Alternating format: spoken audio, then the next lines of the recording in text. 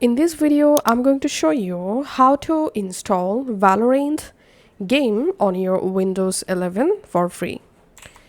All you have to need, come to this website playvalorant.com. Once you are in this website, just click on play for free and here choose your platform.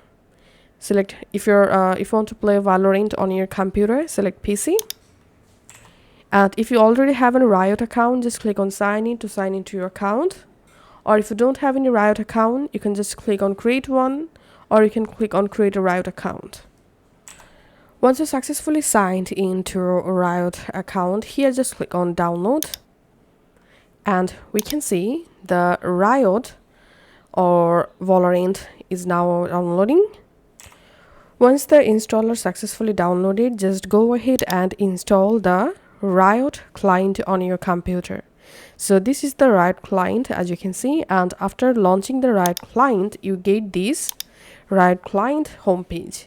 Here in this left-hand menu, just click here, or you can just click on this games icon, and from this all games section, you have to find out Valorant. Just click on that to download the Valorant game on your Windows computer. So the Valorant game size is 20 gigabyte, so you need strong internet connections to download the Valorant game.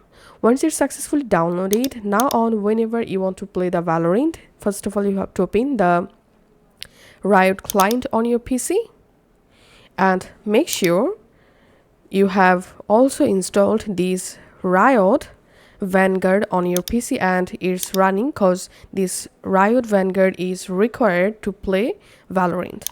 Okay, once you successfully launched the Riot client, just come to this icon and here you get the Valorant.